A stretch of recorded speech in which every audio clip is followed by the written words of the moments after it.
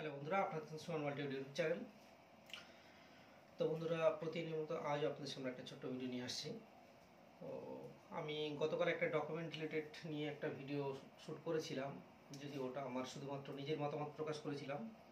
But মতামতটা ছিল branch থেকে। অ্যাকচুয়ালি ওনারা বলেনি যে এইভাবে কাজ করো, ব্যাপারটা এটাই ছিল যে তোমরা এমনভাবে কাজ করো যাতে তোমাদের সমস্যা না পড়তে হয়।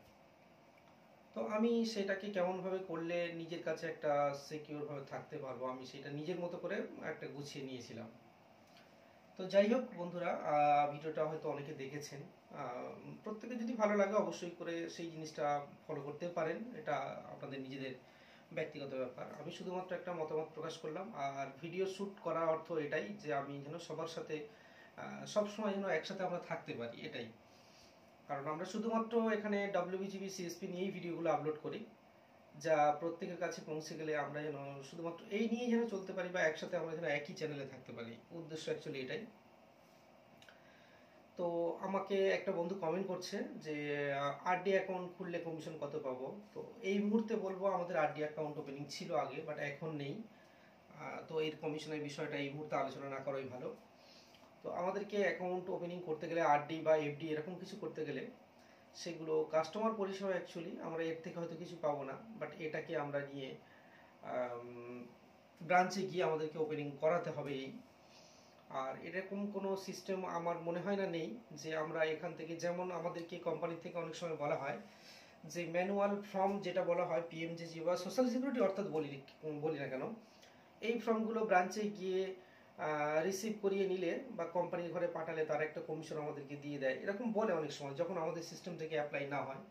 বাট এইটার বিষয়ে কোনো আপডেট এরকম নেই যে আমরা কোনো RD বা FD এখান থেকে করলে সেটা তো সিস্টেম থেকে হবেই না, বা আমরা যদি ব্রাঞ্চে গিয়ে জমা দিই সেটাকে রিসিভ করি, যদি ফটো তুলে বলি যে আমরা এই কাজগুলো 4টে RD করেছি বা 2টো FD করে দিয়েছি ব্যাংকে, তো এটার পরিবর্তে এর কোনো কমিশন হবে কি, এরকম কোনো আপডেট নেই। তো ভাই সরি এর জন্য, এটা একটা আপাতত এই মুহূর্তে বলতে পারছি না। বাট আমাদের সিস্টেমে একটা সময় ছিল, সেটা এখন নেই। থাকলে হয়তো এই তথ্যটা ফুল তুলে দিতাম, যদি আসে অবশ্যই আমি জানিয়ে দেবো। তো আরও হয়তো অনেকে অনেক রকম কমেন্ট করছেন।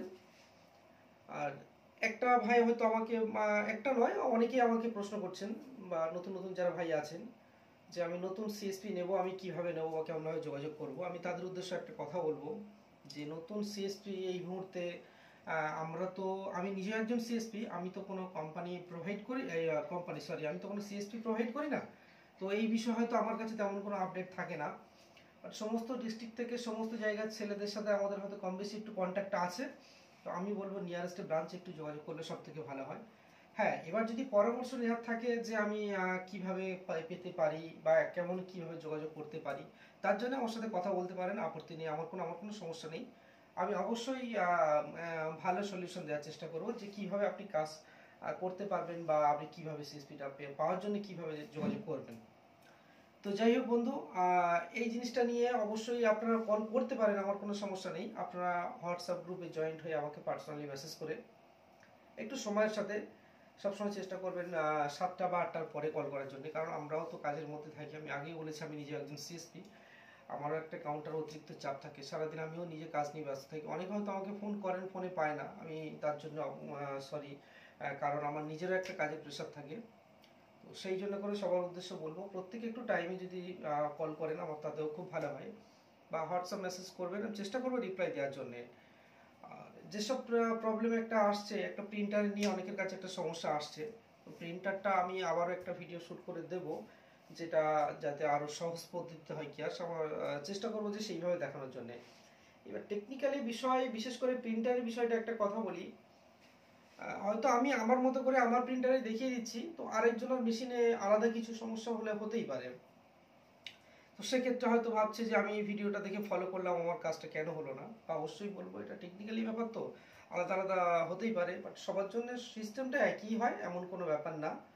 এবার ফিজিক্যালি জিনিসটা যতটা সামনে দেখে একটা কিছু করা যায়, সেটা ফোনে ফোনে বা এ করে অতটুকু ক্লিয়ার করা যায়ও না, বাট তাও চেষ্টা করি ভালো কিছু দেখানোর জন্য।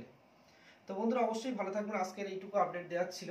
তো অবশ্যই আবার নতুন নতুন ভিডিও নিয়ে আসবো।